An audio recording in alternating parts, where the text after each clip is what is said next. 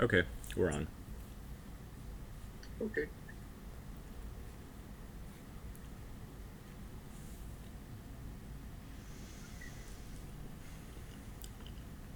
You are you're in California, right? Yeah. L.A. Near Santa Barbara. Mm. Nice. You're only like 2 hours away from me. Oh, where are you guys at? 2 hours due west. We're in Fresno. Oh, okay. It's nice and quiet over there. Mm-hmm. Quiet and hot. Yeah, I used to live in Santa Clarita, so I'm familiar with your climate. It's actually really similar. Maybe a little bit more fault blocking with the mountains, but equally hot. Santa Clarita. Where's that at? It's about 50 miles outside of the Mojave Desert. In California, though. Yeah, yeah. You know the 14 freeway? Is that the one that goes east-west, like into Nevada? Um, 14. it goes into Palmdale and Lancaster. I'm not very good with directions. I Okay. one, It's one once I figured out that the phone can tell me where to go, then I dumped all of the knowledge. oh, for sure. So Santa Clarita is east of Ventura, Santa Barbara by about 60 miles or so. And so it's probably about 180 miles southeast of you. So it's Southeast. it's Okay. within that pocket corridor within the center of the state with mountains on one side. And Okay, I got you. Yeah, it's like almost to Los Angeles, yeah, Lancaster. Yeah, yeah, still hot as fuck though. Summers like you cook an egg or boil water on the cement. Yep. that's how it's been here the last few days, just baking. No chemtrails though. The last what, like week? Yeah. Yeah, it's been very. The air has been very clear here. Oh yeah, I noticed that actually. There wasn't anything going on yesterday, and I thought it was very weird. Yeah, it's very quiet. Like we're both remarking how recently it's just it feels quiet. The realm feels quiet. Yeah. Ever since the fake earthquake thing, I think something shifted, and I'm not sure what it is.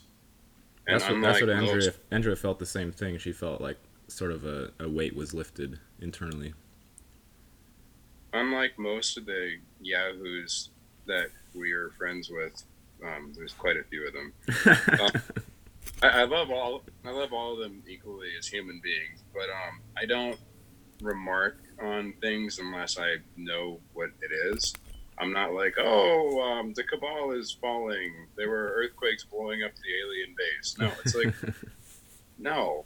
But anyway, so I asked a couple of friends who do work in fields like that, and one of them is a map maker. There's a term called doodle bugging in his industry. Doodle They bugging? base Yeah, they basically work with seismographs Mm-hmm. and 70,000 pound bass reflex speakers and lasers and shit. And they basically drive around with speakers that are powered by diesel engines Wow. on backs of trucks and blast sound waves into the ground and look for minerals and oil and shale reserves and make maps of what's underground. And he told me indirectly what his thoughts about it was. I was like, dude, look at these plots and look at this raw data. Uh, there are all these earthquakes happening in a straight line on the same latitude and longitude line within like point 0.1, point 0.2, point 0.3, and they're just like spiraling out, straight up and down straight like a grid. And I showed him the pictures and I said, dude, I thought that this thing was getting it wrong. Like my app was just fucked up because there were too many things to plot. So I looked for the raw data, and sure enough, it was like 117 north point 234. And he goes, no, we have better speakers than that. So he showed you his information. Yeah, but the way he said his answer, I was like, these are man made, right? He's like, yeah, we have better speakers than that. So okay, so you're saying it was the pattern created by the earthquakes was it was a sort of linear format rather than like how would you contrast it with what an earthquake a normal earthquake would look like on the graph? Well, a normal earthquake would go in a jagged line. Um, so whatever happened here was something that happened underground at a 6 mile depth, and it's no secret that there's a gigantic base there. I mean, any idiot could tell you that with Google. So there's definitely a base there, and within 6 miles underground, that's within the perimeter of the base on a visual level. So or up and down. So 6 miles, that's base where the earthquake happened. So that happened inside the base. Mm. Was it China Lake? Is that what it was called? The city? Yeah, yeah. The base is called China. The base is called China Lake. 6 miles underground. Mm-hmm. So what are your theories on it? Something blew up under the base, inside the base. Um, there was a man that I met on the airplane many years ago, an old guy, and he used to do insurance underwriting for underground mines and things of that nature. And the way that he described it was, you'd never believe the job site I just came back from. It was 40 stories underground. And I said, huh? And I think I was in high school. And he goes, yeah. So imagine this. You walk into a building, and it's a ground level building. You drive up, you get out of your car, you go in. And you're meted by the people that hired you. And they say, come with us. And they lead you to an elevator shaft. And then they, instead of going up, they had numbers going down. And he goes, how far down are we going? He goes, today. He goes, oh, 40 stories, he tells the guy. And the guy hits a button, and he's like, so now I find myself, like, but each story is like, I guess, 100 feet or something like that. So he's like, 40, and what's that? 4,000 feet or 40,000 feet? Each story is 100 feet. What kind of stories are these? Underground. I mean, that's like 10 times a normal story, right? Yeah, normal story is 12, but it's ones where they don't have the effect of gravity to deal with. So they build them longer, is what he was saying. But so the point is that 6 miles, 5,200 feet, 5, 6, 30. It's like 36,000 feet, give or take. So that's within the realm of their feasibility of things they know how to do. Is that you think about how deep you can go down and still be able to construct things down there, or can it go deeper than that? Oh, I'm sure they can go deeper than that. The Army has hyperboric tunneling machines for the last 60 years or so. Hyperboric? Yeah, they're basically like an ultrasonic drill, and it just goes and drills into the side of the mountain. Using sound to blast? Pretty much. It creates a sound wave at the tip of the needle of the drill, and then it just sort of like blasts sound, and it goes in a convex pattern. And because of the physics, a slit opens up on the a couple feet past where the drill bit is, and the dirt just falls into this thing, and it collects all the dirt, and then it has to be evacuated and emptied, and then they put it back in, and it digs more, and pattern repeats till they get where they're going. It sounds like some Tesla-inspired technology. Well, Tesla wasn't the originator on all of that either. He was just the guy that brought it into the modern fold. The shit's been Do around you a think he long was time. a real person, or do you think he's just like a folklore character to hold the place for that type of technology? I think he was a real person. Um, he got where he got it from is interesting though, because it's stuff that has been around since pre-Atlantean times. So while I don't normally make wild claims, I just sort of made one. So let me quantify that. There's a lot out there. Like people are like, "Oh, the Atlanteans, the lost city, da da da." But from all accounts that I've read and people I've talked to who have thought about it a lot and done a lot of asking around and stuff, it appears that it's actually a alien ship that landed here on Earth a long time ago, before the last pole shift, and operated as sort of like a city. And then when the cataclysm was underway, it just took off and left. But with that, they had a lot of advanced technologies from off world, and some of those were written down and remade. And we used some of them, like lasers and nuclear fission and things of that nature. So I could feasibly believe that. That Atlantis was not a city, but a spaceship. Yeah, but more specifically, that's where the point of origin for some of our exotic technologies that we don't have a linear thought progression for. Mm-hmm. Like we jump straight from electricity in about 1880 to all of a sudden in 1940 we have vacuum tubes, and then 20 years later we have laser beams. Yep. And then 25 years after that, we have iPhones. Yeah, so it's funny. It's really funny. I've never been able to mentally grasp the given linear progression of technology. Since I mean, the industrial age, which was late 1800s, early 1900s, according to what they've told us, it hasn't made any sense to me. I guess you can kind of make sense of it if you imagine there are hundreds of thousands of people all contributing to this pool of knowledge.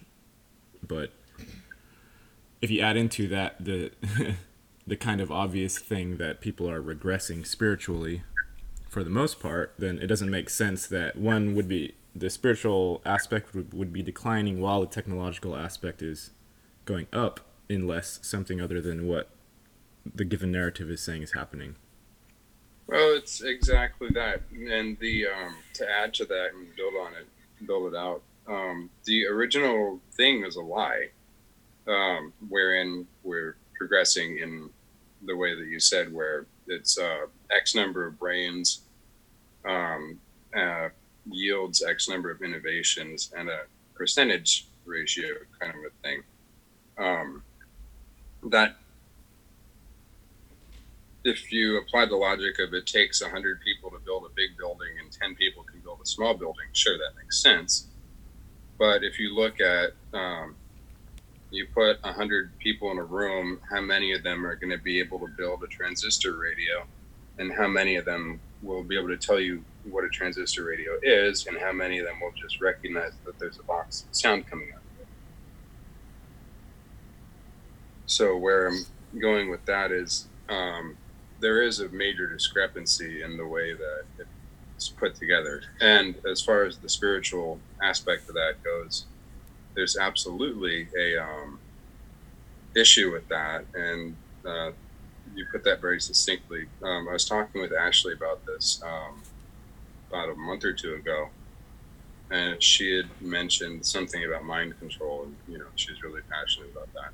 Mm-hmm. And I was like, oh my god, again, every day. Ah. Not her specifically, but I see it every single day. I'm on Facebook. Somebody's talking about it, and I just said I'm going to do something slightly different. So then I went and charted out from Weslotsky and the Theophilosophical Society all the way through the current decade, and I realized that every decade there was a different psyop being installed in the public perception and consciousness that was iteratively built upon the last one, and they all kind of dovetail from like World War I.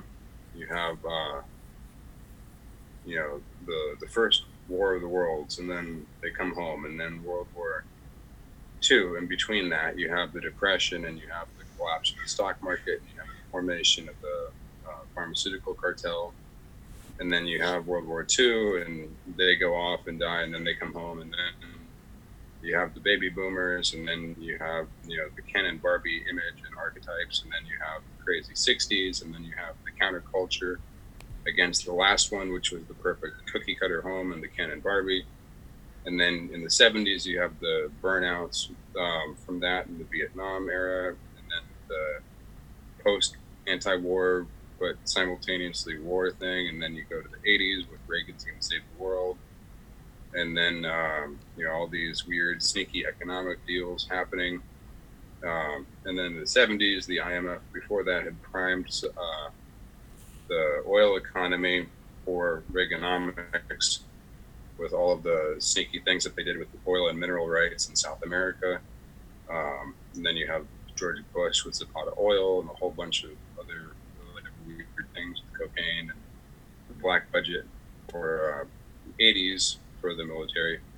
And then you go to the '90s where it's like, oh, well, you've got the kids that are told that they know everything and they have the world at their fingertips, but then there's hyperinflation. And then you have the 2000s, the cell phone kids. And I have this all written more accurately, but the point is, every generation, there's a successive generation before it that is being played off of, and it's all building into a grand crescendo of less education, less ability for critical thinking, more of a transactional, immediate economy. And what it does is it is forming new neural networks for the way people's brains work at the whim of these social architects, instead of people authentically being able to experience being human and what it takes to interact and build and collaborate. And they have destroyed basically not only the nuclear family, but the nuclear community within about 140 years. Yeah, yeah. It is a progression, and it's I've used the analogy many times, but it is the boiling frog syndrome. And even those of us who have the eyes to see and yada yada, it's we're still in that too. Like we're still in the slow simmer that turns into a boil at some point. And it requires internally, I know for me personally, it requires lots of lots of presence and lots of vigilance, and the strength to not just fly off on tangents, because it is very calculated, and the ones that are pushing for it are completely hidden. They hide themselves in every possible way, while also saying this is what we're doing in so many words. So it requires a lot of strength, and even things like this, where we're talking with each other, there are forces that don't want that to happen, and internally and externally. And then we have our own sort of insecurities or fears or whatever that sort of those can build on each other. So it requires like intense self work, like what Ashley's talking about all the time, and she posts quite often in a lot of depth into what she's going through emotionally. That thing that she talks about is what everyone needs to be doing. They need to be pulling out all of that stuff. And what's happening in the society is not different from what we are. It's like the external exposition of the things that we're hiding from internally. Mm-hmm. And so long as we're divided internally, then that's just going to keep going. It's going to eventually. That's why we have apocalyptic timelines, because the internal collective consciousness is so constricted, restricted that it's literally setting up like some sort of nuke that has to externalize itself, and then we have some sort of a reset or something. But I don't know if it's necessary to.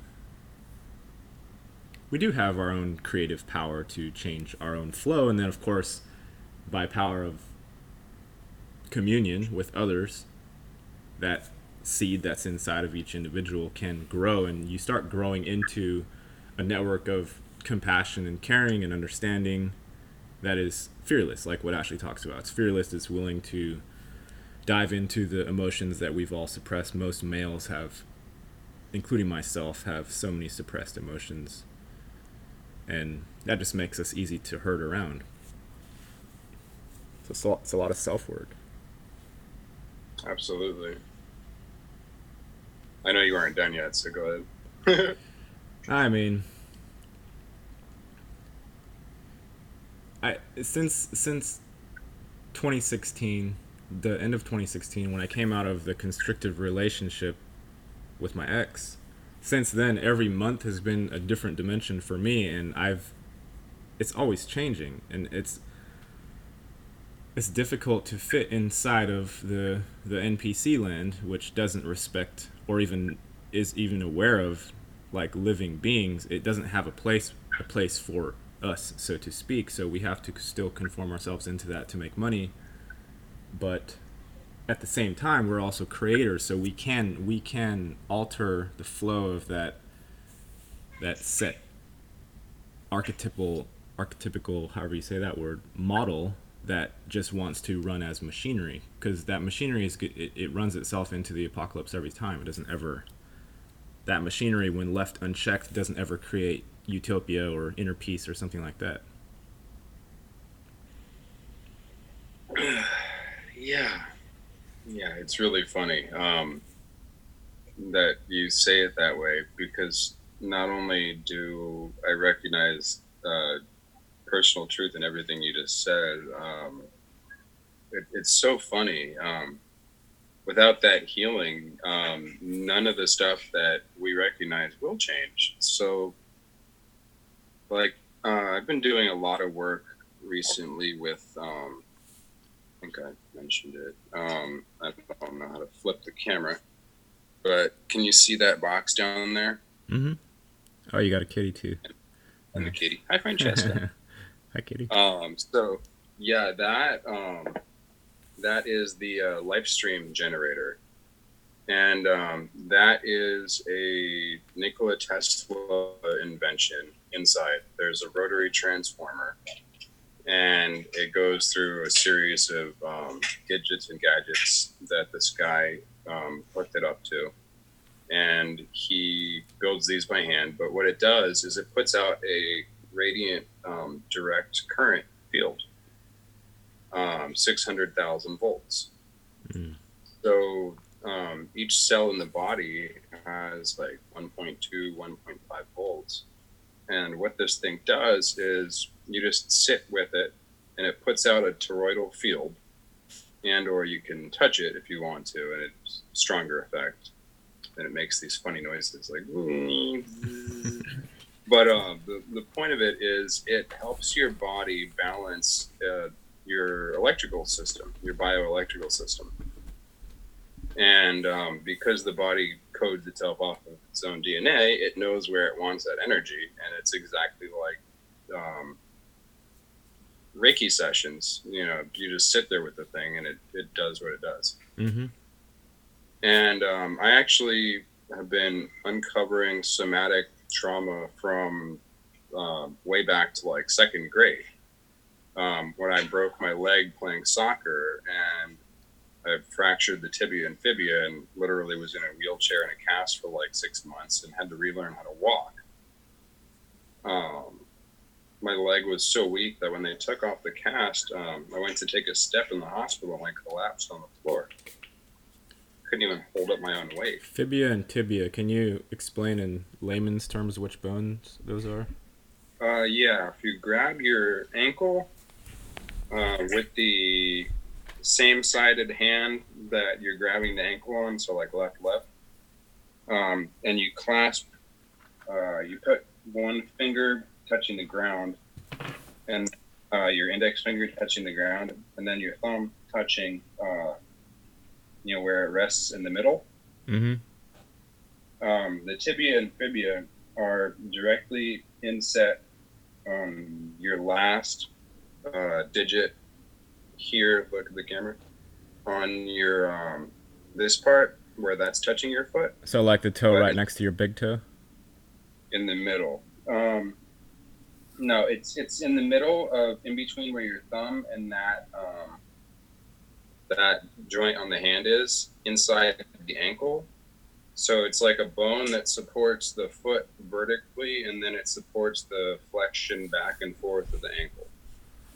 And those two, there are no layman's terms. Sorry, I went to massage school. I don't know that. I can Google it.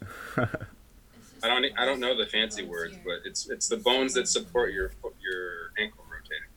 Fibia and tibia. Oh, they're just the long bones in your leg. Yeah, but you need them.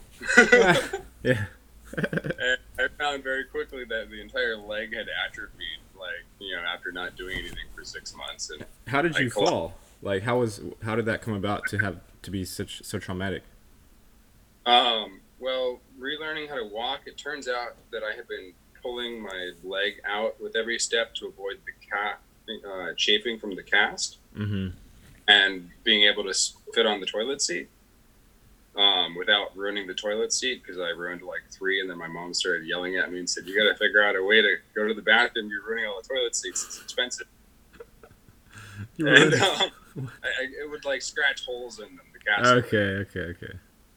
Your cast. And yeah, it was pretty funny. And so even to this day, when I sit on the toilet seat, sometimes my left hip will pop out. That's from that maladaptive behavior being stored in muscle memory. Your left hip would pop out just from sitting on the toilet? Yeah. And so it's funny because apparently somehow I learned to dislocate my left hip so I could raise the right hip to not scratch the toilet, because the cast was on the right side. So you adapted for safety of the toilet seat rather than safety of your own body. Yeah, because apparently it was making my mother mad, and that instinctually was worse to deal with than not crapping comfortably. Wow. I think we have Derek attempting to join us. Who just jumped in here? This is Derek. Hey guys. Hey, what's up? Hi. I'm in the car. I'm trying to get home so I can talk to you guys more comfortably. Yeah, it's all good. We're just talking about toilet seats and bad parental relationships. So just to finish that thought, the live stream has been bringing forth a lot of stored somatic cellular memory that's now getting an opportunity to clean itself out, because the cells have been charged up enough to heal from that. You call it life stream or live stream? Live stream.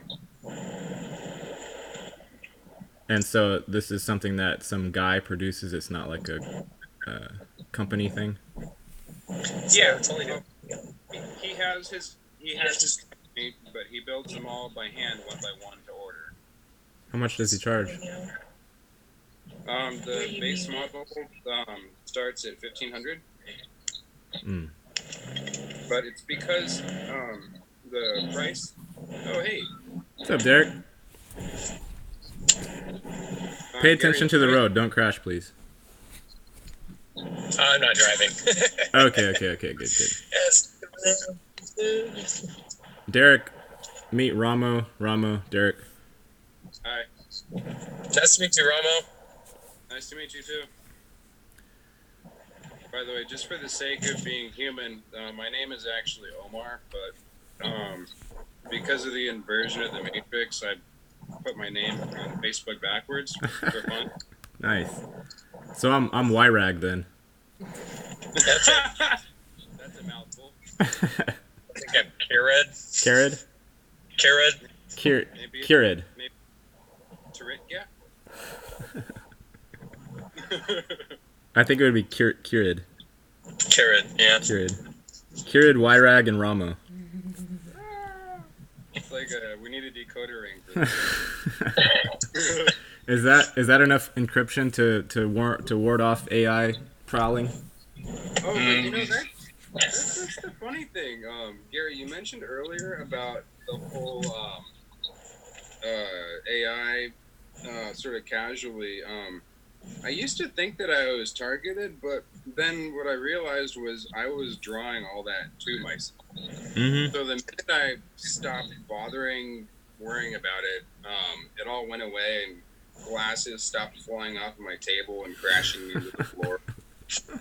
You know, like literally, I'd be sitting there, and when I still drank, I'd be looking at the coffee table, and all of a sudden, my glass would like fly off the table, hit the couch, and shatter. I'd be like, I didn't even get up. I'm not anywhere near that thing. Yeah.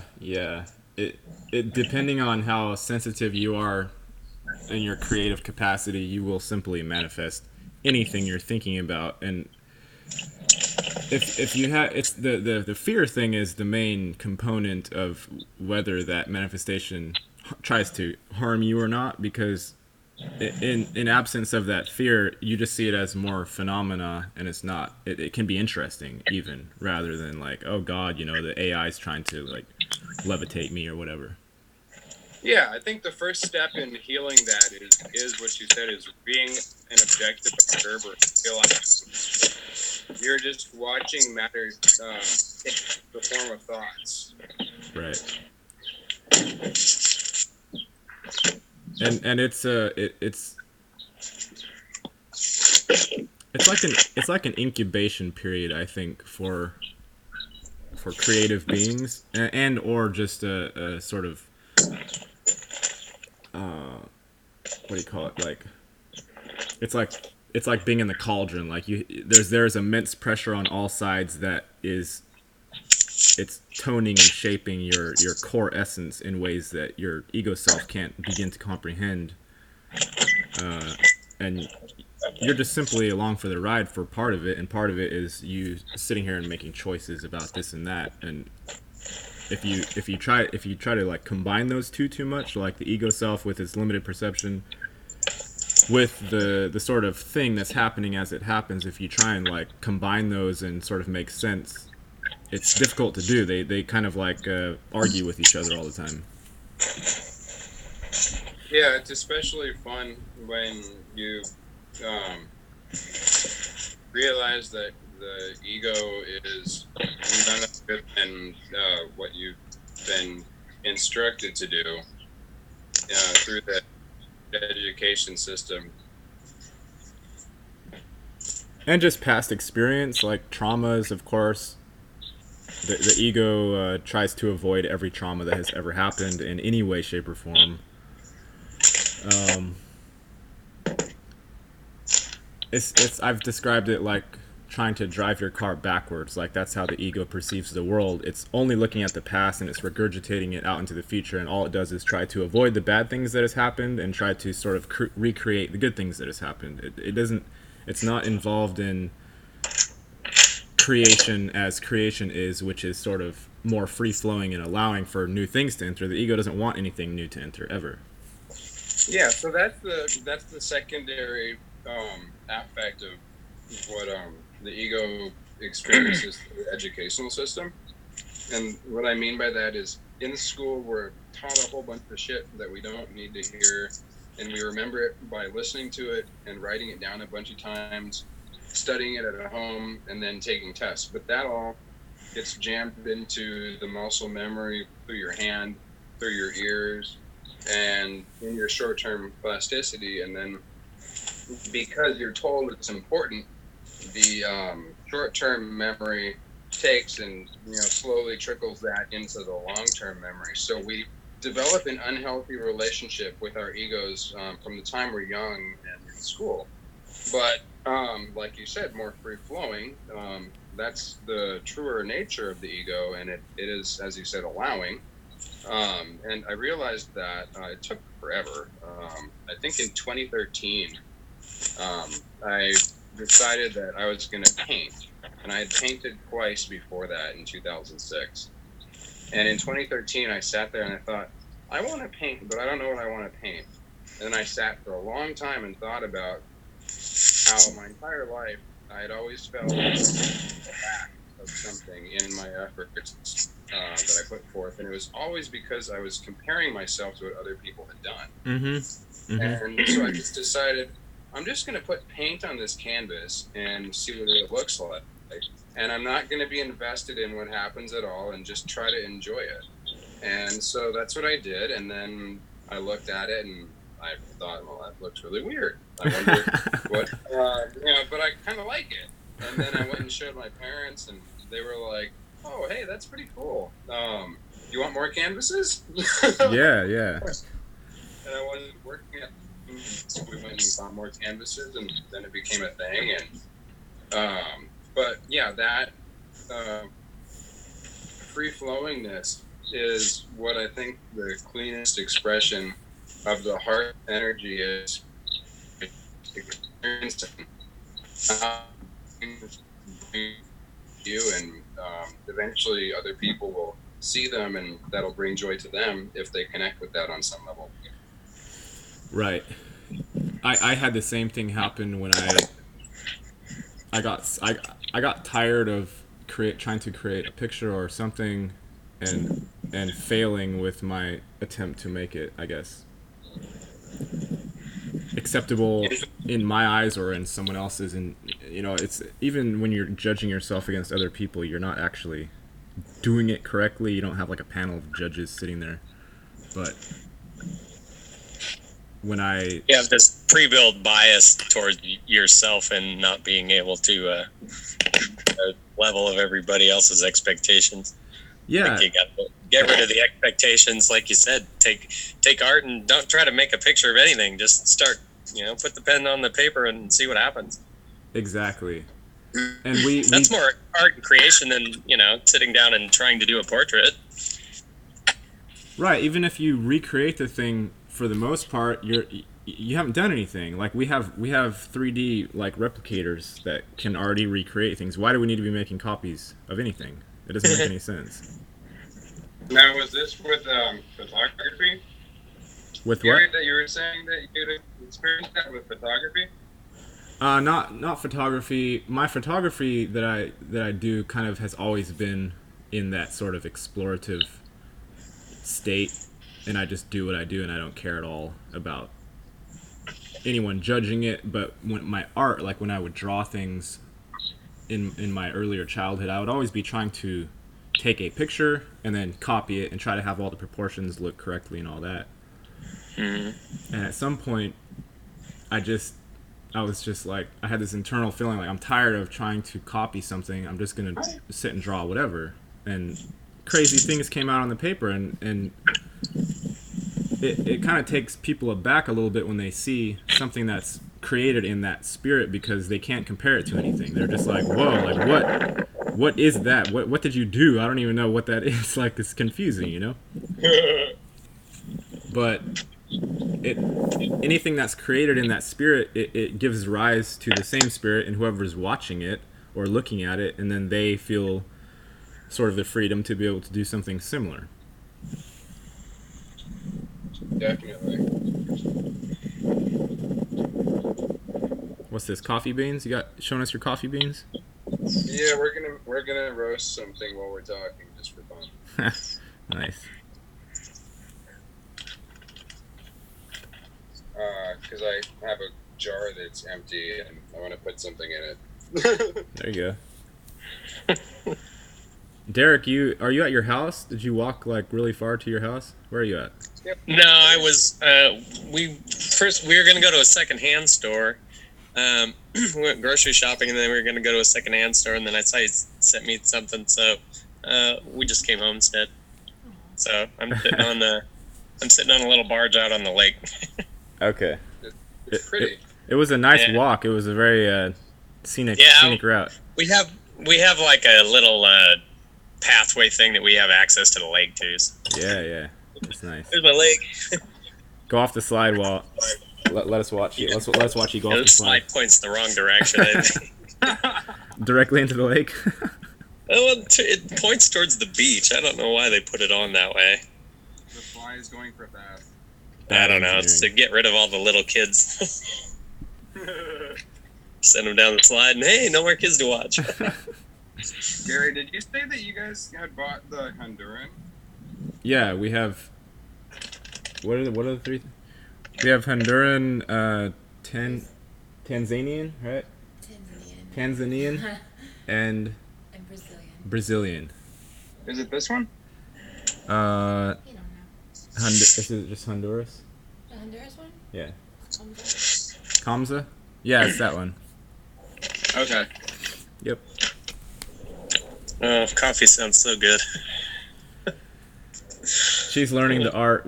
She wants to buy bags and sort of create like custom mixes for people. Oh, fun. Yeah.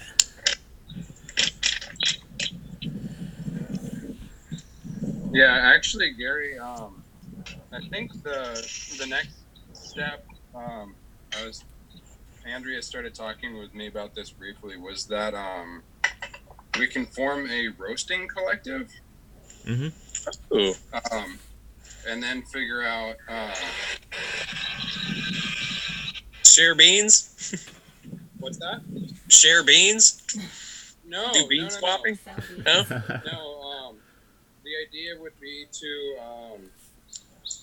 build a cooperative of people that are roasting beans, and then do different projects with the money that's made from it, as well as support each other in the process.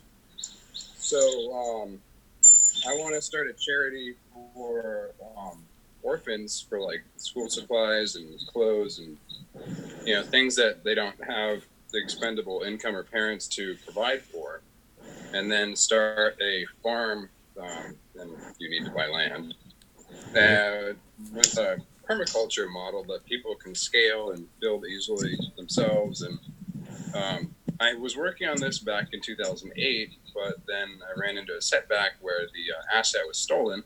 I had been shooting photography for a number of years and had a hard drive that's going to sell with stock photos on it, like 500,000 photos. So I'm going to do that then, but life does its funny thing. And so the roasting collective would allow us to collaborate together as, coffee enthusiasts, or whatever you want to say there. But then there's that Chinese proverb, a bundle of sticks is not easily broken. Mm-hmm. And I know a guy in Virginia that's a hemp farmer that I've been building a relationship with for the better half of a year now, a little bit longer. And he has so much hemp to deal with that he literally gives away free bottles of his CBD tincture all the time. Wow. He pulled like 2 million seeds from his first harvest. So he's got a lot of land to deal with, and he said that he'd be willing to support me with the roasting and this other guy to put together a roasting collective. So I figured, there are things that are in the pipes, but you never, as a kid, you go out and buy all the bubble gum at once and go home and make yourself sick. But as an adult, you learn to pace yourself. So there are things in the pipes, but one thing at a time. Yeah. It's also, we have. I don't know if you watched the channel, but we recently made a video about vision and about. We were talking about Hold on a second. Let me turn the volume. Are you gonna have the grinder going? Yeah, hold on a second. I'm just gonna grind something here for a minute. We need good sound effects. Yeah. I think he muted himself. I don't hear anything. So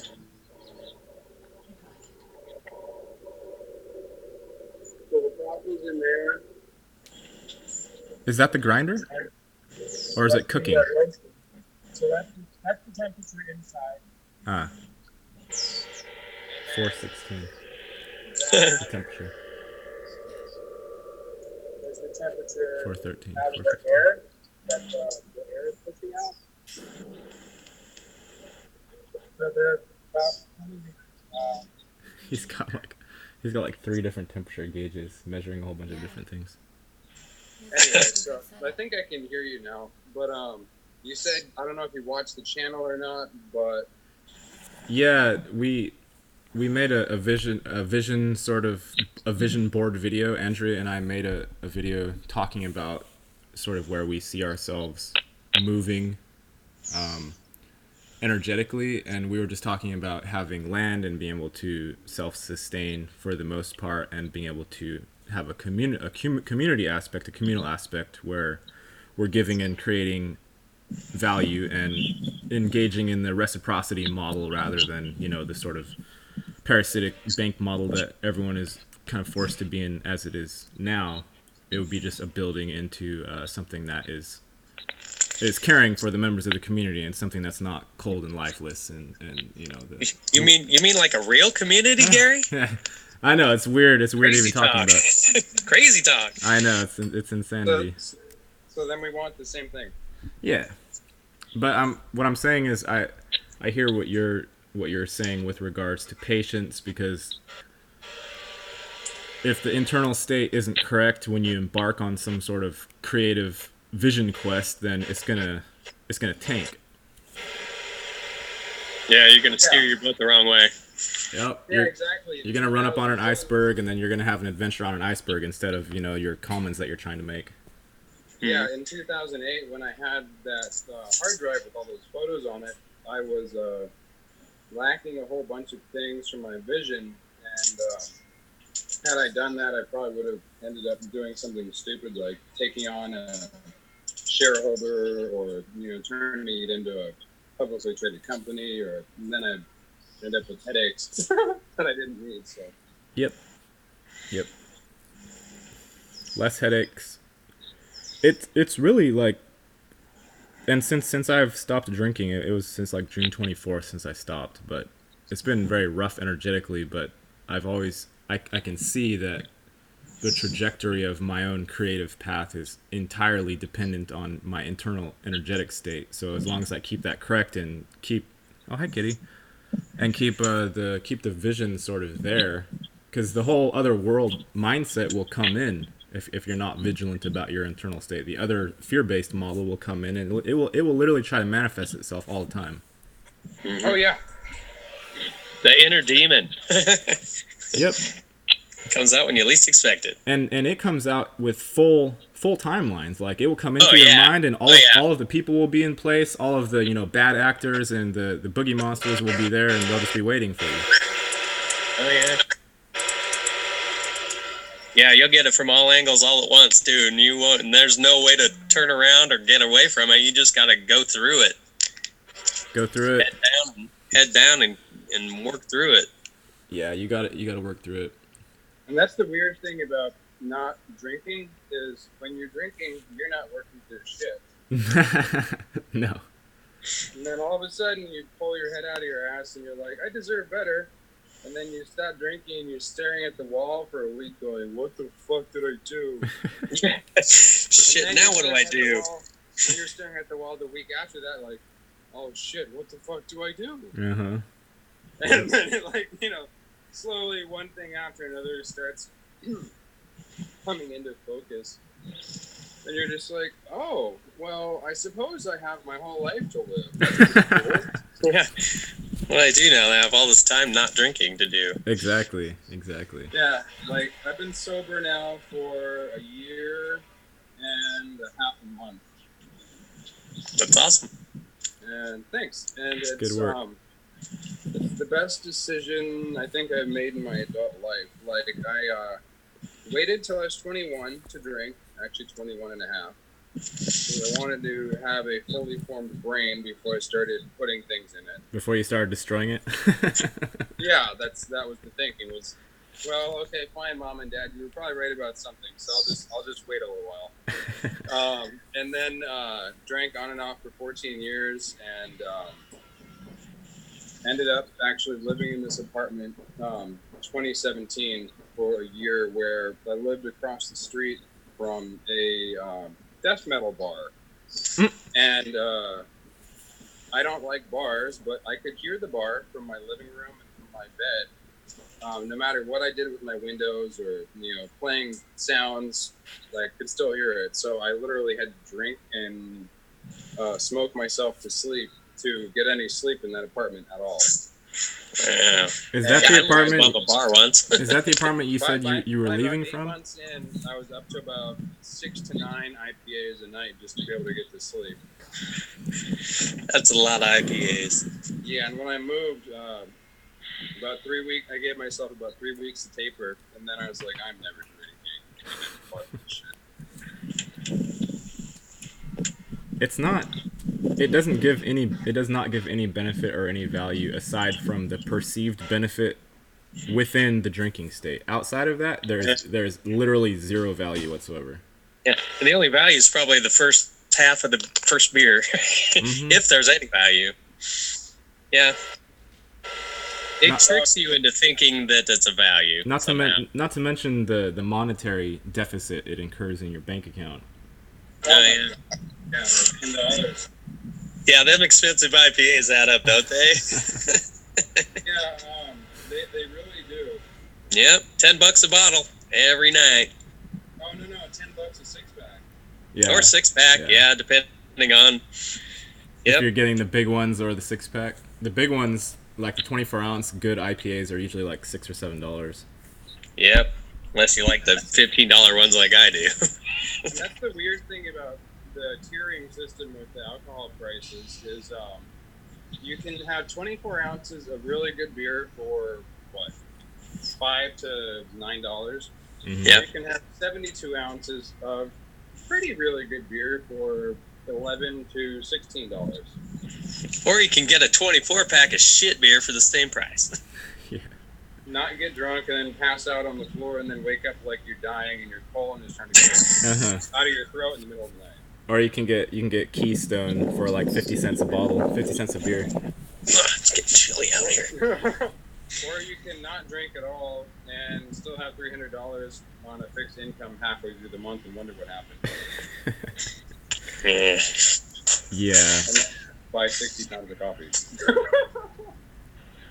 It's a big difference, but like when I was doing AA back in the day, I eventually realized that literally the only thing that's going on over there that's any import is the fact that the guys are opening their hearts to each other and like giving love and support to each other. That was the only thing that was happening there.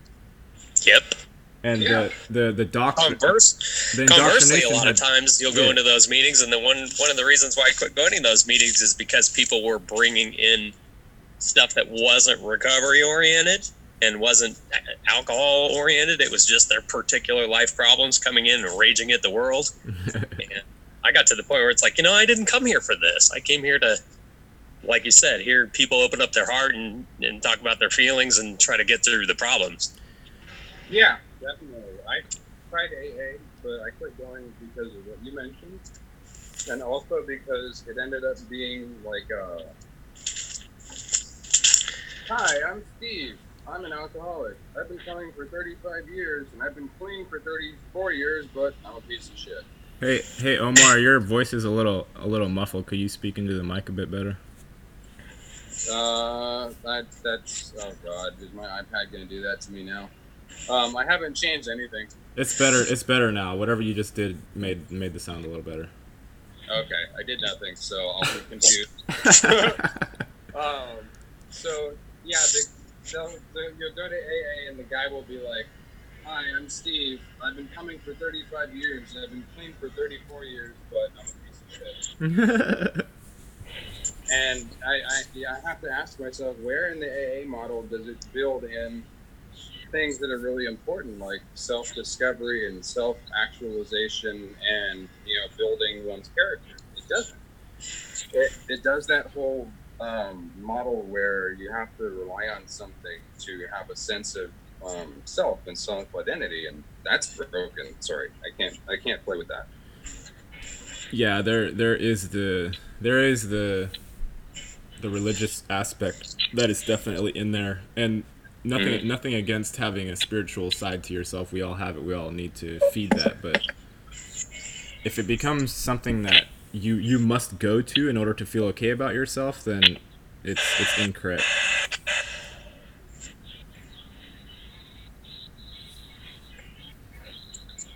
I like that pattern behind you, Derek. Whatever you got going on back there, it's pretty cool. Oh, it's a chair. It's It's a a chair. swing chair. See? Oh, nice. Yeah. I have like a matching table and chair set too, but this is like a hanging thing.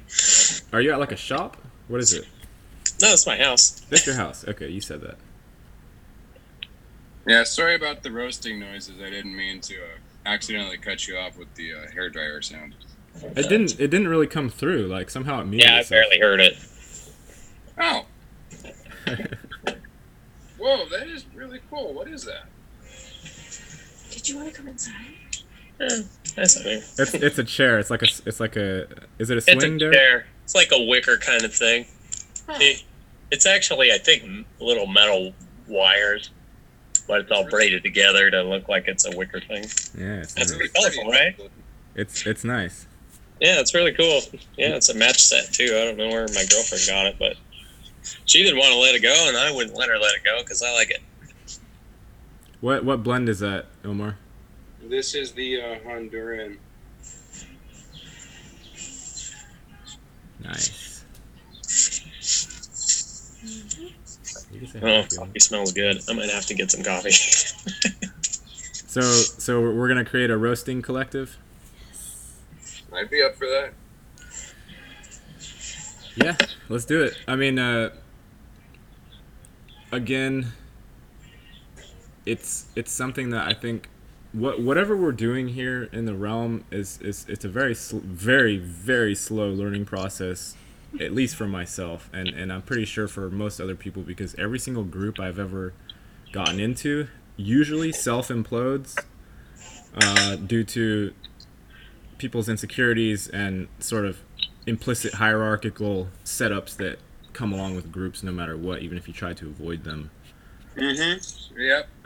So to actually manifest anything correctly, I think has to be gone into with extreme patience and a lot of communication in everything. So like if an insecurity pops up in any of the members, that person needs to like belch that shit out, like vomit it out to the group and be like, this is causing angst in me and we need to figure it out. Like I think that's how it has to be. It has to be like a women's like sharing circle almost. Yeah, I agree. And that's only to the reference point that women are historically better at than we are. Yes, exactly. Better at everything. Is this loud, by the way? Huh? No, Is it's that not. loud? It's not. Oh, good. Well, it's half loud and half not. Okay. It's trying not to let itself through the speaker somehow. Like it's trying to mute itself. Taking up what you were just saying there, Gary, I've been considering like some sort of American colony in another country or something like that, where it would be like a group of people that like-minded, try to get around the money and try to be self-sufficient and that sort of thing. And there are some places in the world where I think that might still be possible. But I ran into the problem with the polluted thinking and the ingrained training is, okay, well, say we get this thing to going. Like the first thing that pops into my head is like, oh, I'd like to be mayor.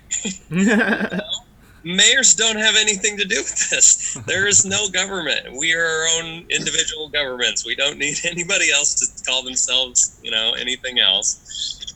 And that's the trap, really. Is we've been trained to think that way, and it's really, really difficult to not think that way or to recognize when you are thinking that way, because we've been trained to think that way and not naturally occurring like, oh, here's a beneficial thought that has to do with being human, instead of like, oh, here's a thought that has to do with politics, or here's a thought that has to do with money, or here's a thought that has to do with owning things or property or anything like that. It has to get back to like, okay, well, what do we need to do, really? We need to have somewhere to sleep that we don't get rained on, and we need to eat. And beyond those two things, we need communication with other people. But beyond those things, like, how much of society is something that you would want to take with you if you were to embark on something like that?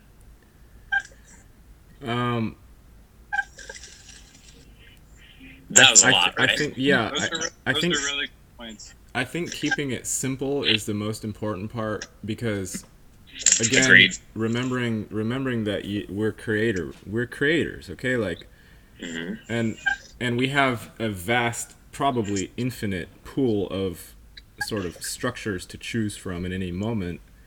And if you go into that thinking of the enormity of how many choices you have, then you're going to fall back onto one of the mechanisms that helps you not feel overwhelmed. And one of those mechanisms is hierarchy, and it is the sort of patriarchal, male force dominated, linear thinking thought process that we're all very used to, and you can sort of fall into that rather than.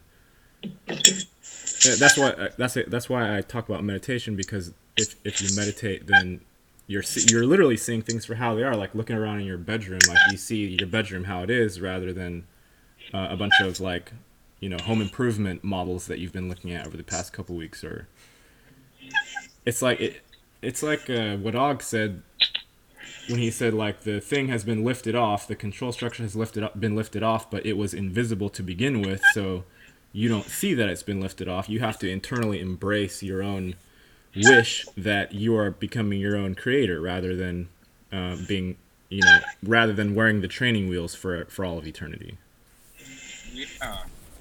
Yeah, I've been meditating for the last 20 years now, and that's been a really helpful tool for me to do that.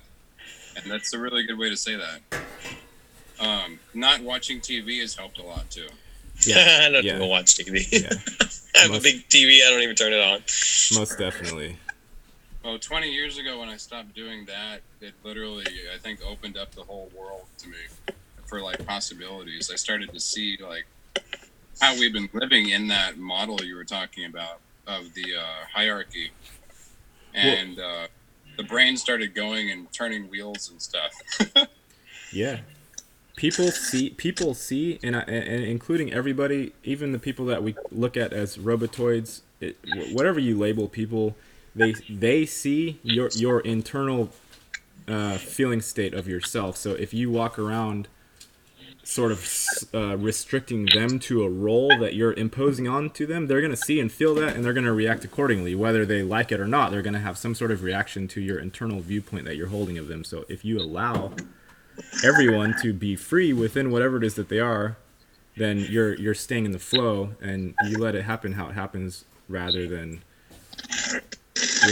constricting down into this thing that we know very well. We've been in this constricted state for a really long time.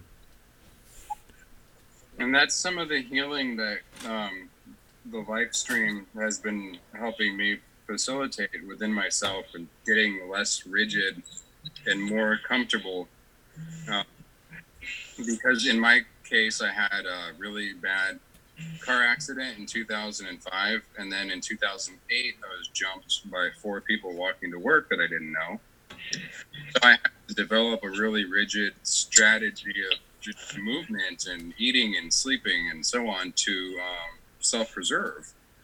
And the live stream has been undoing all of that, and I've been being able to meet people emotionally on a much deeper level for the first time in years. And yesterday I walked into a hardware store, and instead of thinking, oh shit, okay, somebody's gonna walk up to me and ask me if I need help with something, and then I'm gonna already know what I'm looking for and say not really, because I know what I came in here to buy.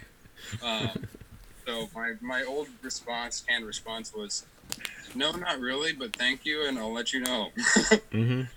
But so I actually had a good time yesterday. I went to buy a pipe wrench and something else, and sure enough, the guy comes and asks, do you need help with something? And instead of saying anything, I just sort of smiled and let him talk to my mom, and then I walked off and couldn't find what I was looking for, and then I found him and said, now I need help with something. Would you be willing to help me find the pipe wrench? Right. So I actually So it's funny. We joked at the cash register and this and that, but I wouldn't have been able to even do that a year ago. Exactly. Hey, you guys, we have the time is trying to run out, so but we can just set up another one if you guys want to go for a little bit longer. Sure, why not? Yeah, I'm not sure even how long we've been going. It's probably been roughly an hour. Maybe we can go for another half an hour or so. Yeah, whatever works for you. Are you good, Omar? Yeah, I'm fine. Let's do Okay. more. Let me just end it now then, and I'll set up another one. And Derek, I'll email you the link, and I'll send Omar. I'll just send it to the Facebook Messenger. Cool. All right, 1 minute. Anything mind? No. I'm tired of sitting in the cold. Yep. Half sweating, half freezing. Do what you gotta do.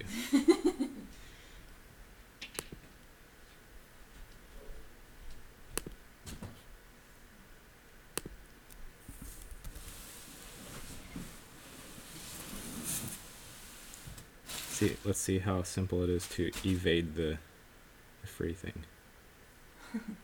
The paid thing. Yeah, I'm just starting to... It should be pretty simple.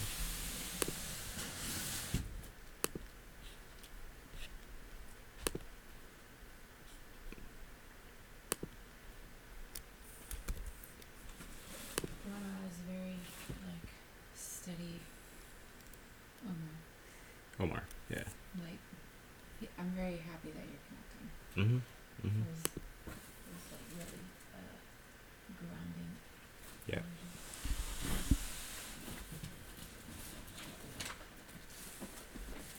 And you can even see that he still has like lots of issues, but everybody does. Anyone who says they don't have issues has more issues than everyone who says they do have issues.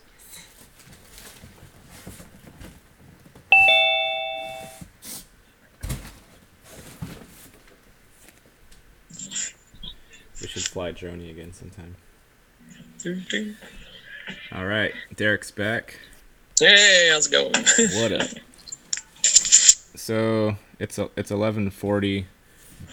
Maybe we can go till 12-ish, somewhere around there. Sure. Yeah, whatever's clever. Yeah. So you're washing dishes? Are you currently doing that now? No, actually, Friday was my last job, my last day at my current job, and then like Thursday, I got an email from another company like, "Hey, we want a CNC operator. Come talk to us." And so I'm just kind of like, whatever, I'll call the guy up. And I call the guy up, and they're like a giant plastic manufacturing company, but they're all self-contained, so it's like its own business, but has a giant umbrella company over it. Mm-hmm. So not working for a big business, but yeah. So I'm just like, you know what? I'll go talk to this guy. Well, the screwed up thing was when I got out of work on Thursday, I went down to talk to the place that I had interviewed for the dishwasher job, right? Mm-hmm. And I'm thinking I have this job already. So I go down there and I'm like, well, can I talk to the manager guy? And they drag out this old guy comes out and he's like, can I help you? And I said, hi, yeah, I'm here to talk to the manager. And he's like, well, I'm the manager. And this guy, no kidding, I was there talking to him 5 minutes. The guy did not even crack a smile once, not even friendly. Like, just, I was an interruption in his day and he did not want me in his face. It was just kind of like, fuck you, buddy. I don't want to work here. Not with you. You're a jerk. Everybody else there was nice, and this guy was just a jerk. And I'm like, this is the guy in charge. I don't want to do that. What kind of restaurant was it? It was like a barbecue, sort of fast food, but you could get like brisket and stuff. So are you gonna go with the other one with the CNC thing? I don't know. I gotta go in tomorrow and take some tests, and then they got me doing a UA too. So I'll have to. I'm drinking a lot of water, and I gotta clean up a little bit for that. Kind of sucks, man, because I really enjoy my herb, but whatever, it'll be all right. Yeah, drinking a lot of water. We got a Berkey filter on Friday, so that's pretty cool. There you go. Yeah, we're kind of both looking for some way to monetarily sustain until, or as we sort of move toward the vision, whatever the vision is. We do need to. Everyone needs to eat. Yeah, unfortunately, we're all stuck in the money trap, and it's really, really difficult to figure out how do you get out of it. And like the only way to get out of it that I can see is you need to get a bunch of money together first, right? Is there any other way? Can you think of another way? The other way is what we're doing here. Communication. Get a community together. Get the community together and not because some of the members may have, monetary savings or something that could help contribute to the group. That is an added possible benefit. It's not because of that. It's secondary, though, right? It's because our energetic pool is 1,000 times stronger than the economic system. Period. End of story. Like it's the sharing in spirit that's powerful. The other thing is a copycat. It's a copycat of how true energetic exchange happens.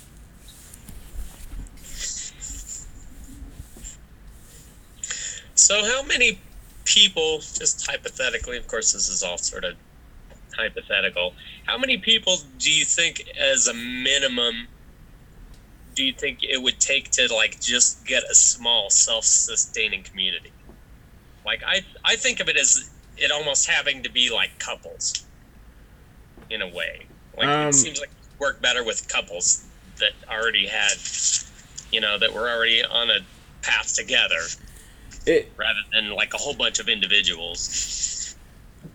I think it can. I don't know that that's necessary. I think it can be anything. I don't think there are no requirements on a sort of self-sustaining community. The only prerequisite I would say was that whoever was interested in joining is in the self work and daily applying to that sort of state that is allowing the flow. Because if you get someone in that is not working on that and they have a host of internal issues and baggage, then that person is going to draw power from the rest of the group in order to help. And not that that's a bad thing, because we need to support each other, but to start off, whatever the thing is, it has to be created with a strong sense of sort of selflessness, I guess you could say.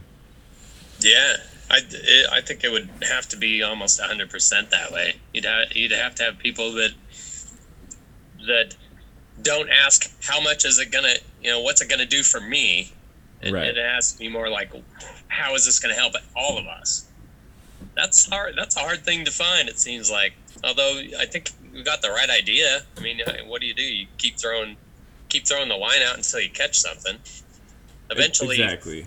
You're going to gather like-minded people with the similar vibration and the similar energy state. Exactly. Is that the ultimate hope? Is collectively you can get enough people together to go, finally somebody says, you know what, we have enough people here together, we have enough resources, like let's just do it, make it work. Right. And I think an important mainstay of the cohesiveness of the group and to make sure that other energies don't invade is keeping the formlessness of it. Like once you apply form and structure, the mayor. The mayor. Yeah, when you apply in the mayor, then you literally provide inroads for invasion of a sort of energy that is not flowing with the sort of group harmonics. So staying in the flow state and being allowing, but also being critical of people who are interested. It's necessary. Like I've Chris Gio was talking about it the other day, where he said he had to take a year off of communicating with people that he drew to the channel, because he had all these people that intentionally or not were vampiric in nature, and they were drawing all of his energy out, and he had to take a step back. I've had to do the same thing. Like I've met with quite a few people from the channel. Half of them have been amazing, and roughly half have been sort of vampiric in nature, and I had to just simply come to terms with that fact. It's not something I'm judging. It's just something that is there, and I have to preserve my own internal state over everything if I'm going to actually communicate or contribute to the community. If I can't do that, I can't contribute. Hmm. Yeah, that would be the big danger of that type of an enterprise. Really, would be the guy. You get the guy that's like, "Oh, hey, I want to be part of a group. Oh, hey, I can do this. Hey, I can help." And then he wants to bring in his own, bring in the old world ideas. Like we're trying to get away from the old world ideas and get to like the original ideas, right? Everybody helps everybody else, and we're not struggling for pieces of paper. We're actually struggling to make plants grow. Exactly. Ramo, I just see And the top of your forehead. Oh, there you go. what if the original idea was to not actually have any preconceived idea at all? Well, that's what I've been saying in all of my work I've ever done is the idea of, and when I've talked about the parasite or virus aspect, that the invader species that have energetically invaded the consciousness, the only way that that entity has power is it hooks into your projection state. It has no other power aside from that. It can't get at your spirit core. It only hooks into your linear projected forward and backward in time state, and that's what it can control and manipulate. It can't control the part that's flowing with life. It just can't do it. Well, it's all, if you want to get technical very briefly for a quick second, it's all fourth density astral stuff, and it does control that, and it can control you on a deeper level if you don't have that soul essence developed enough before. There's a give and take where it, grabs at people, but it doesn't necessarily grab at the whole person. But some people are just like a half full salt shaker, and so it appears that the whole person has been grabbed, and they're just like this automaton instead of Nancy. Yeah, and it's impossible to see. Well, you start developing the internal vision where you can see if someone has been co-opted, and to what extent. You can sort of see that the veil is almost gone, but it's an invisible seeing. You're not like, I don't see energy. I just have feelings about certain things, and if someone is what we call a real or Chris Geo's raw consciousness, it's the most obvious thing in the world. There's not any like, oh, maybe this person is, maybe this person isn't. Like the line in the sand has been very clearly drawn for me, and it's just very simple. It doesn't mean that we need to go judging the robot characters or just the NPCs in any way, shape, or form. Like that judging hurts us. It's reflective on our own internal state, and it's not necessary. It's just necessary to be able to see and discern between the levels of consciousness and understand what you want to be associating yourself with on a daily basis. Yeah, I was just trying to agree with you, but I was pretty nerdy about it. You don't have to agree with me. I mean, I just. Well, because I also resonate with that exact thing that you said. So in our modern society, with how complicated it is, a lot of times people forget that you immediately recognize the same thing in somebody else. So I was quantifying it. Yeah. Yeah. You see. Also, I'm feeling a little bit silly because I don't know what you guys talked about when I was gone. So I'm trying. We were talking about a self-sustaining community and how that would look, like how not so much how it would be organized, but like what the minimum number and like how the group not so much would be organized, but whether there would need to be like pairs of people rather than individuals or that sort of thing. Oh, cool. Thanks. Okay. Yeah, we're just fleshing out a little bit the idea of conscious community, intentional community, while avoiding the pitfalls that befall every single group attempt that we see on the face of the planet. Yes. Try to be a cohesive group without actually being a group, and try to framework without actually being in a framework. Right. Yeah. Okay. And that's that's always been my attempt with the channel, is to let it be kind of taking its own form as it goes, and even with forming a group such as this one, I had energetic backlash from forming the group after the first day I did it. Like I went off into drinking after that first day, and then that in itself stopped the next like 2 or 3 shows from happening, and I had to reset myself and come back. And but it's literally that. It's like the internal landscape of all of the members directly affects how the manifestation occurs of the group. And to keep that very very firmly in mind when you're operating in a group fashion is just very important, because when someone's feeling constricted or someone's having issues, like I was having issues the last few weeks, if they're still in an isolated state, which the group supposedly is trying to help guys come out of, then they're gonna isolate, right? Like you don't sit there and, if you've been in that sort of loop, you don't sit there and reach out to people and say, hey, like I feel like shit, please help me out of this state. No, you go and isolate more. Yeah, I'm gonna go have a drink. I feel better. Yeah, go back to all of the old coping mechanisms. Yeah, I'm gonna turn on CNN and have a beer. Ironically, though, and this is one of the weirdest things about that for me, is you can control like the group members you invite into the petri dish, but that doesn't necessarily account for what's internal to those people once they're inside the petri dish. So even once a community's been vetted and started, one of the most critical things I would imagine is the continued growth and fearless commitment to further interpersonal development of the people in the group, and the group's ability to support that when it comes up, when somebody does have something they're trying to work through, or to not even be aware of that other people are seeing them struggle with. Right. I think that kind of falls into the whole like real community thing. If there was a real community, then that would be something that could be addressed. Whereas a nice picture. Whereas, in today's society, like, it just doesn't get addressed at all. You got a problem, hey, that's your problem. That's not my problem. You deal with it in your own. And a real community would be like, if you have a problem, we all have a problem. Let's all solve our problem together. Or, help you solve the problem, that kind of thing. Exactly. Yeah.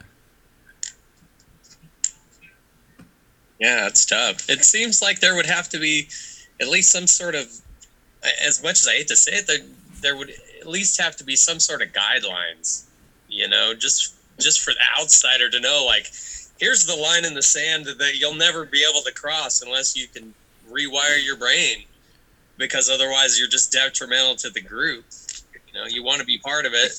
And if it was something successful, everybody would want to be a part of it. And that's not something that can happen. Well, I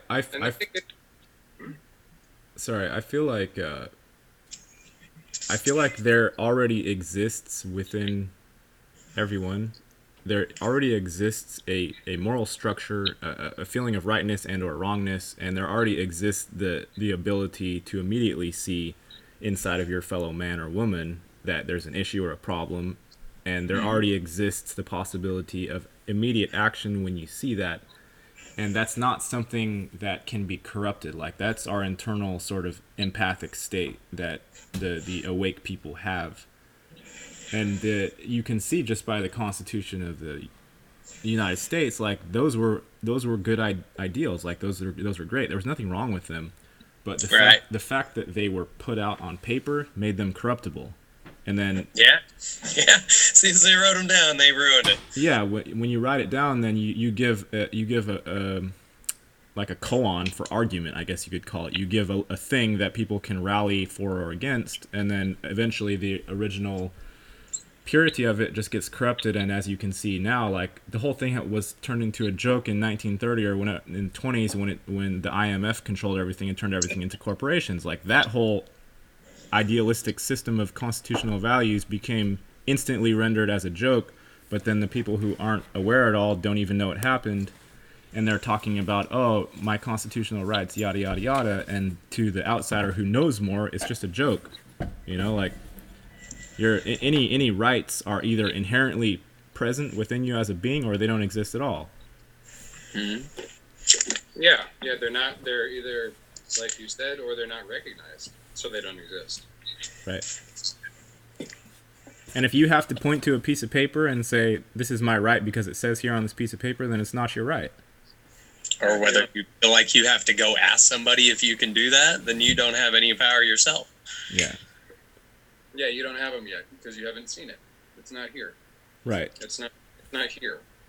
So you could put forth a set of values just like we have a board that we write shit on and we say like we'd like to do this, but just realize it's malleable. Like if you say I would like to be a good human on your board, and What does that mean? And you say you fail in some way, like, and you can judge yourself as failing, then you could say that thing, it's just a thing. It's like an ideal, and it doesn't really mean anything. It has to be something that you hold internally in a consistent manner. You can write it down, but it doesn't have to be written down, and it can always be changed. It's just like your own life. You're in your moment every second of the day. You can always do something different. Like, you guys could shut your thing off immediately and go do whatever you want to do. Like, your options are always available, but when you're joining in spirit with other people, then you kind of flow along with the harmonics of that interaction, and the respect value is inherent as well. And when the thing is ready to be done, then everyone sort of senses it, or else one person says, hey, let's be done, and then everyone's like, oh, let me check internally if that feels all right. Yeah, let's be done. And then you're done. It's very simple. Mm-hmm. Absolutely.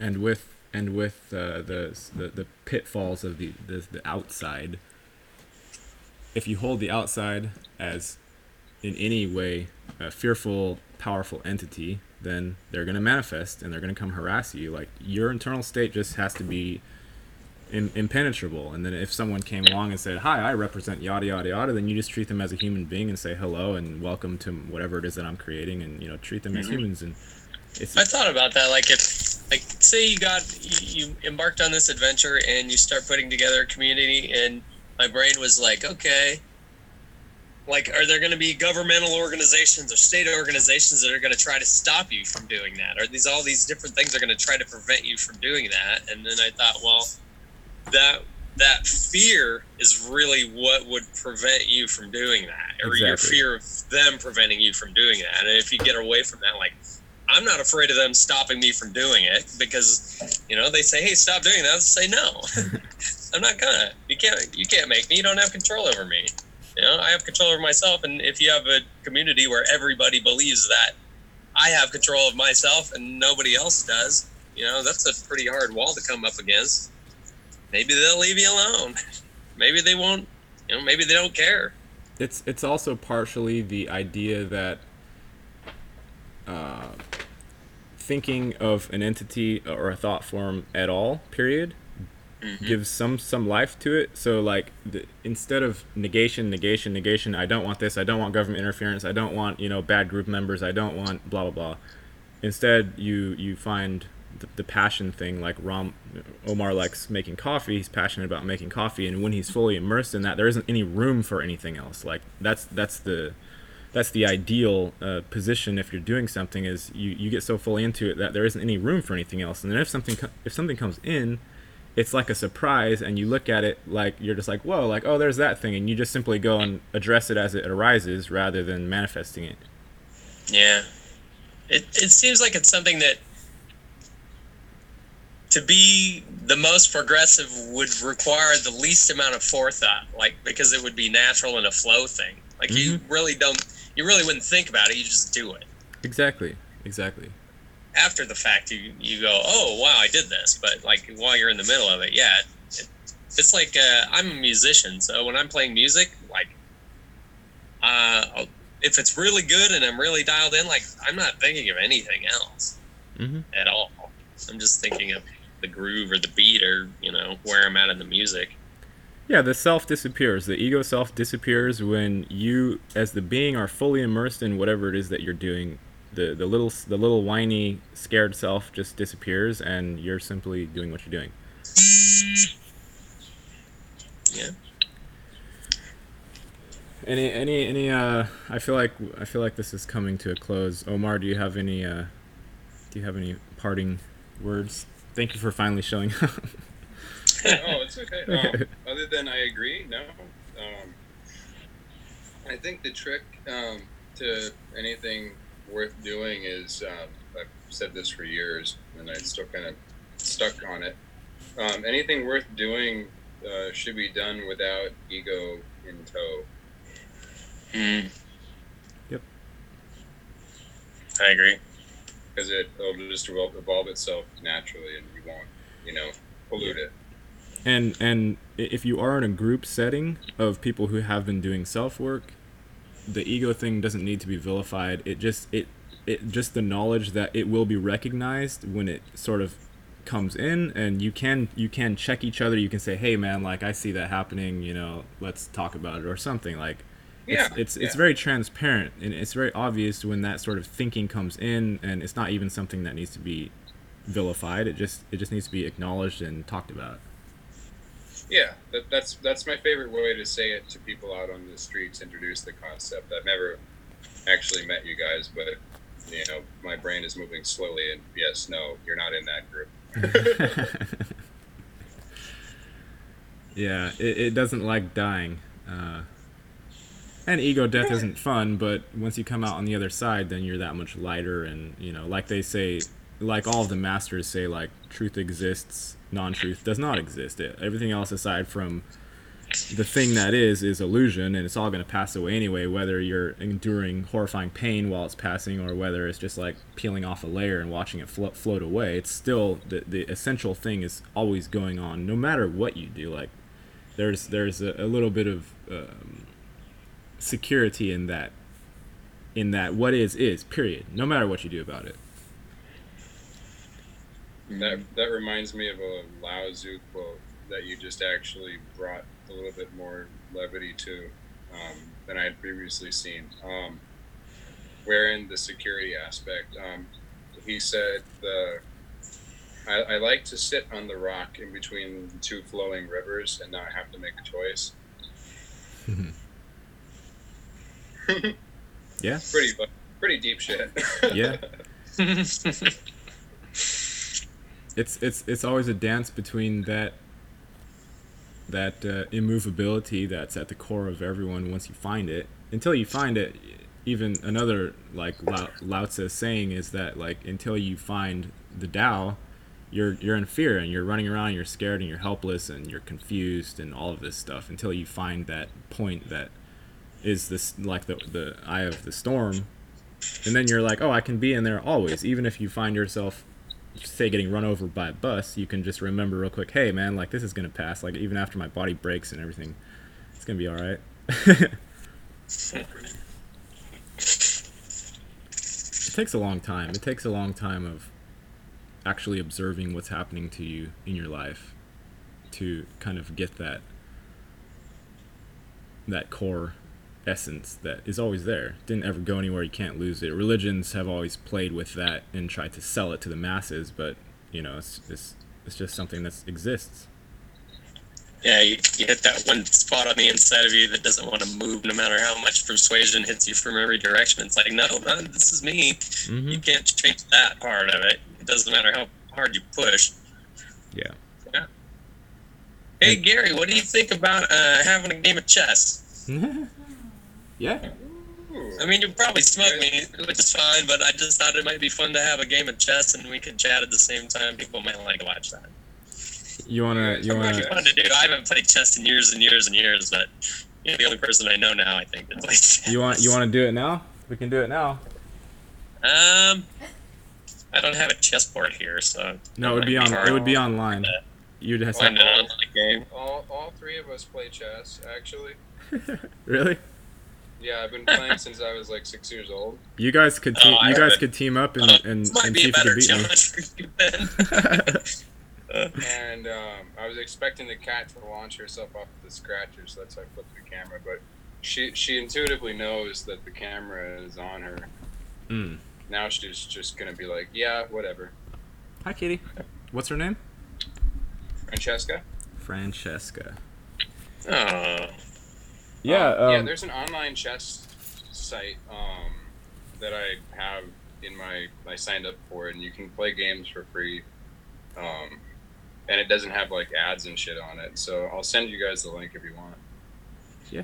Okay, sure.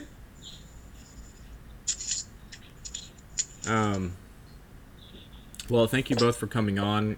We could simply play a game immediately if you guys want to. We could just continue the stream, or we could try and set something up for later. Later probably be good for me. I have some stuff to do still today.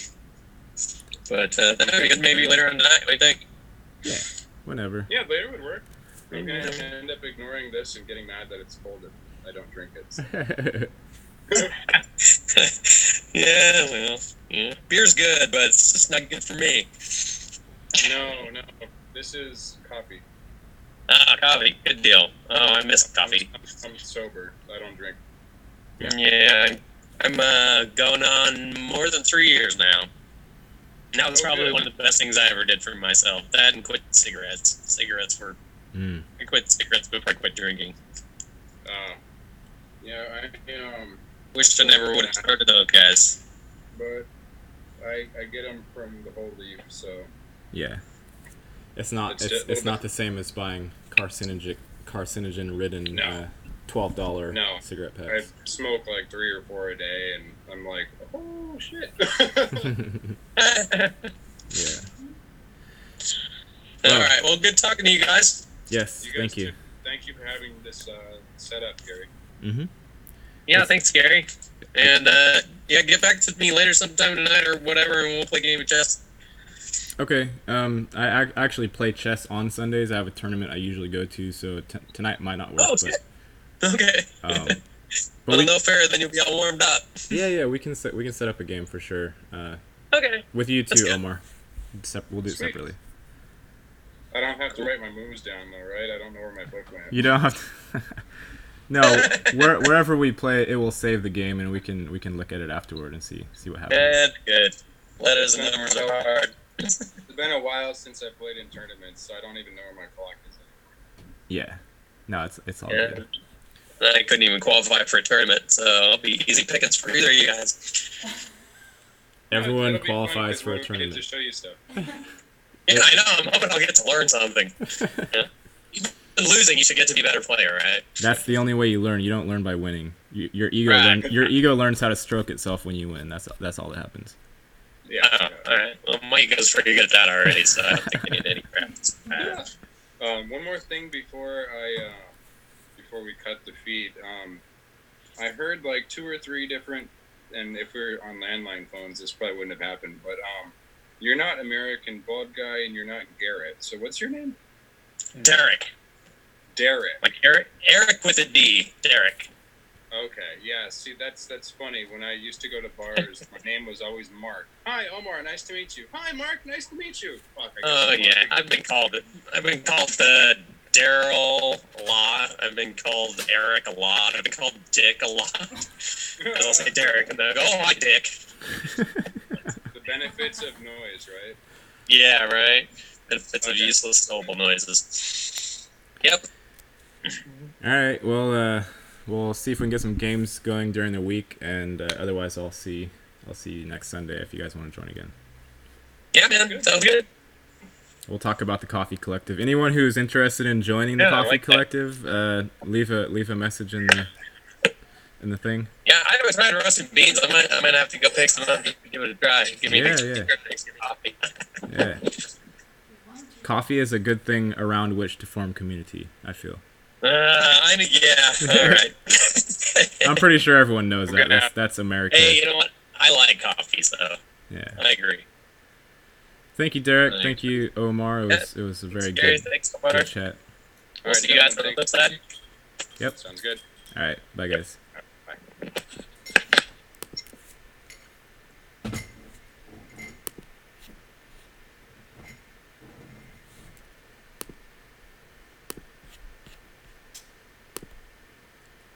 I'm over here now.